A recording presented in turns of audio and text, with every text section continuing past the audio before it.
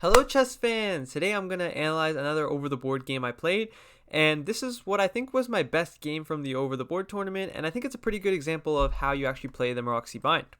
So I start off with knight f3, which is a little bit unusual for the Maroczy Bind. Usually it goes with e4 or c4, but actually this is the same opponent I made a video about last week, and I was expecting the King's Indian.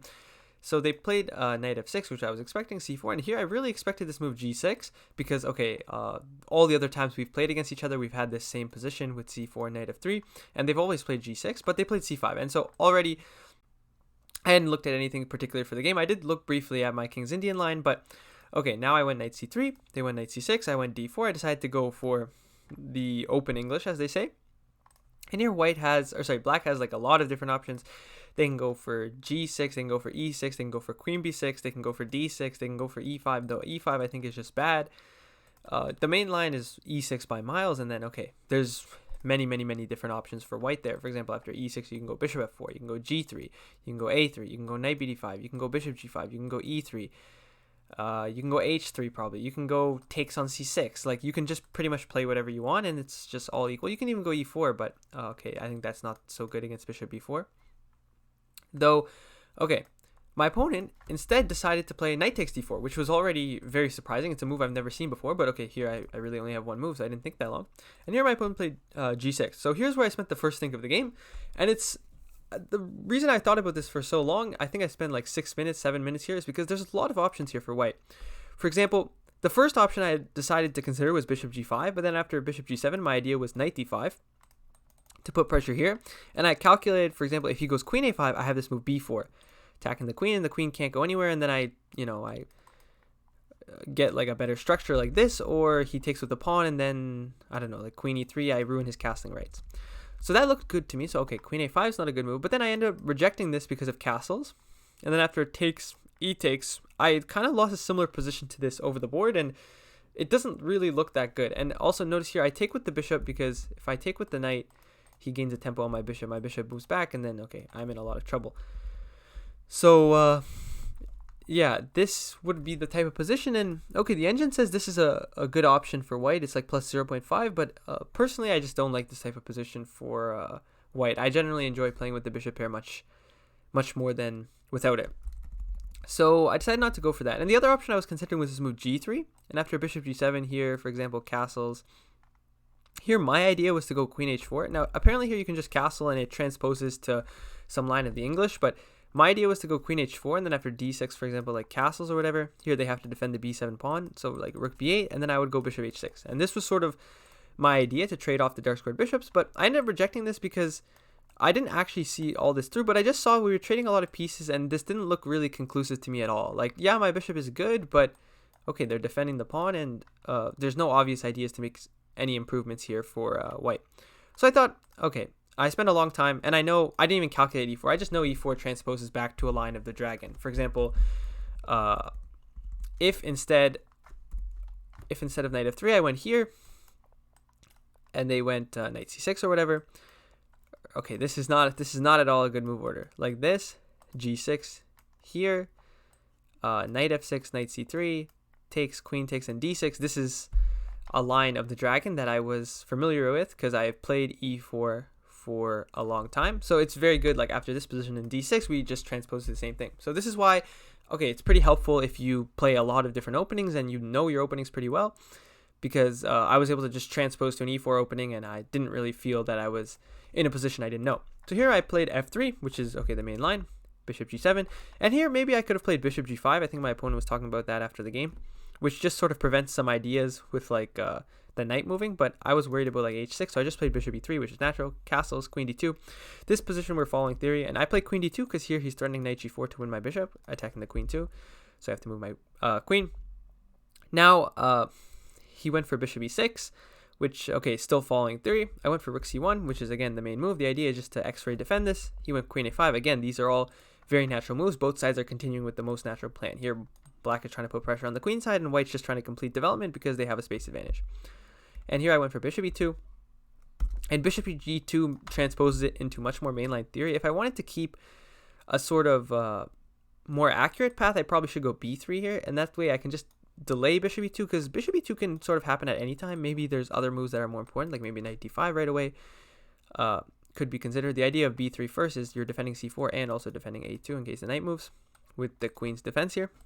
But instead I went bishop e2, rook fc8, and here I went for b3. So it ended up just transposing, and we end up in the same position. And here again, my opponent plays what is the most natural move. And notice they go rook fc8, so that actually if a knight comes to e7 with check, they can go king f8 attacking the knight. And you'll see why that might be relevant in a second. Okay, but instead I go b3, defending the pawn. Now it was attacked, and they go for a6. So again, we're following like main line theory, and my opponent actually has blitzed out all these moves. So I've spent around 13 minutes because, okay, I think white's moves are very, very natural, but my opponent just played all these moves instantly. So I assumed they were either in book or, you know, like this is a very natural position. But I was pretty happy with my position. And I know the general idea here, at least from the files that I'm familiar with, is that you're supposed to go knight d5 and get into this endgame. And I remember there's this like famous Fabiano Caruana game. There's this famous game, not after bishop e6, instead after a5. Here, this did a lot for my chess. There's this move, bishop a2 here, rook c1, queen here, and Fabiano went king f2. And if you're curious about this line, check out Caruana Antipov in 2017, and this did a lot for my understanding because I never understood why would you play king f2 and not just castle. And the idea is that we're going to play knight d5 and the queens are going to come off the board and the king is just better placed on f2. So my reasoning going into this line after knight d5 was, okay, I was like, okay, I know Caruana played queen d2 and it was a good move, but what if I just play, like, what if I'm able to keep my king on d2? Isn't it even better there? And the answer is no, it's not, because the king sort of just gets in the way of the pieces. But okay, at least I had a nice idea. Here the best move would have been knight a4, threatening knight b6. Now I thought about knight a4, but I was like knight d7. Or sorry, not knight d7. First takes, and then knight d7. And here I wasn't really sure what to do. Like, I feel like my knight's a little bit offside. I don't want to trade pieces with knight b6. Apparently here the best move is g4, which is very surprising. But okay, g4 seems like a strong move, I guess, to just sort of prevent white's different ideas. And notice they can never go b5 now because I just win the pawn. So here it's very difficult to find the move. Here f5 is the main line, and then okay, this looks pretty good for white. But instead of that, I went for knight d5, which I think is a natural move. Takes, knight d5, which is a natural move. My opponent told me after the game that maybe bishop d5 is better. And here I wasn't really sure what I was going to take with. I wasn't really considering bishop d5 too much. Like, I was very much expecting what my opponent did in the game. But here apparently c takes is best, and then followed by like b4 or just trading all the rooks. And then this position actually is quite advantageous for white, though to be honest it seems very difficult to convert. Like, yes, I have the bishop pair, but black doesn't have any obvious weaknesses. I would guess this position probably would have been a draw. So, and after takes here, if I take here, this is actually a very bad version of the game because now the knight has some very nice squares. And this position doesn't look as pleasant as what happened in the game, at least. Okay, but he took with the knight. And now, okay, both takes are possible, but okay, I have to try to win the game, so I took with the e-pawn. If I take with the c-pawn, it's possible, but like there's just no imbalance in the position then, and I think my opponent would have held the easy draw. So they went bishop d7, a4. I prevented b5 ideas, and I'm just so baffled by the engine's choice here. a4 is the most played move in the database, and it also scores the highest. But the engine just says just ignore it. Just ignore b5.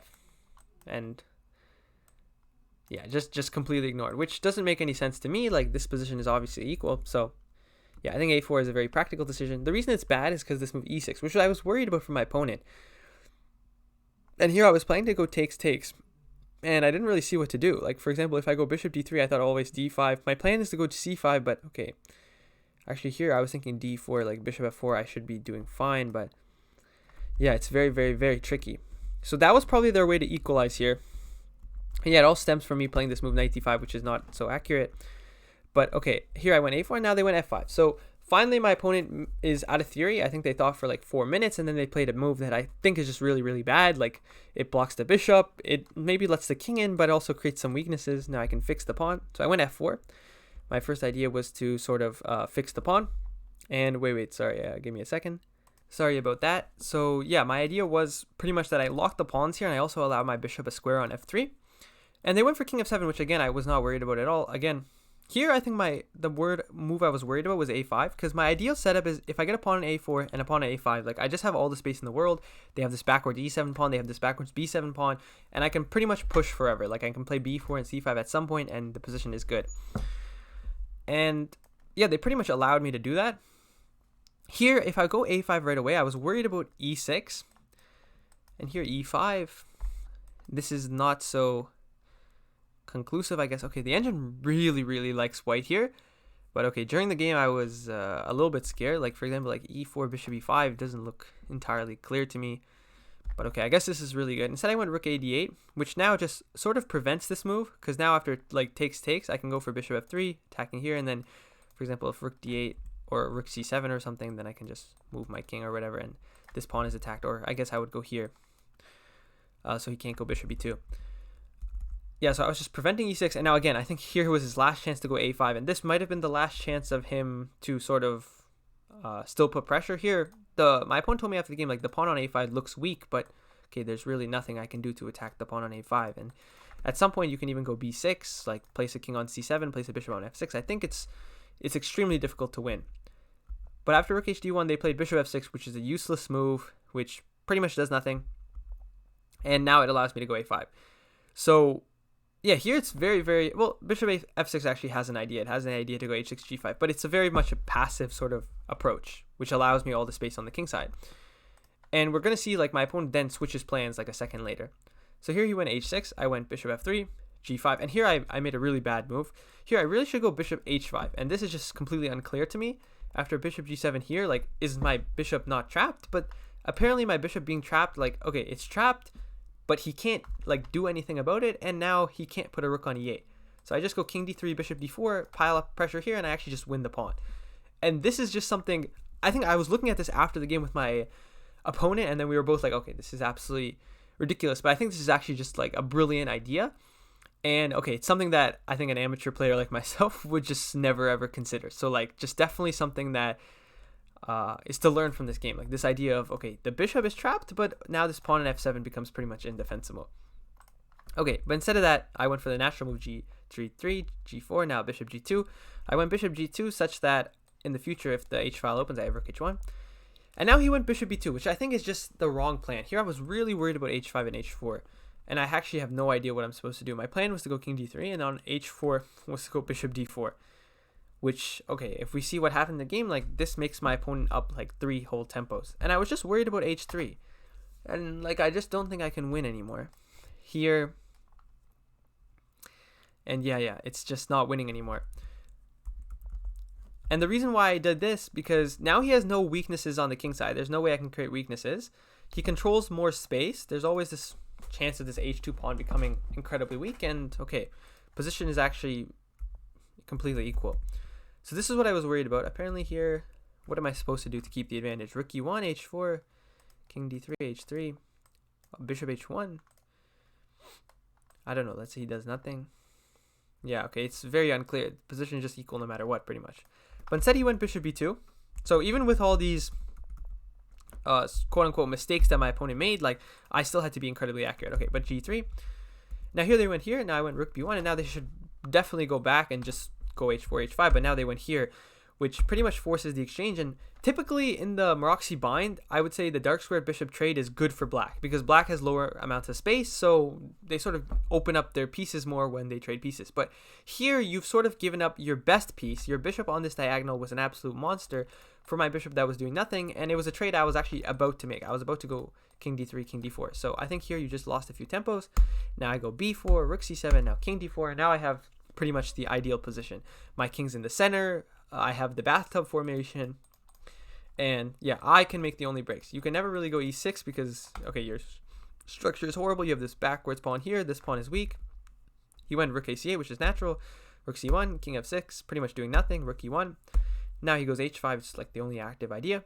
Rook e3. My idea was either I can double here, I can go here, I can try to push c5. Rook e3 just very flexible. Rook h8. Now I went rook here, threatening the pawn here.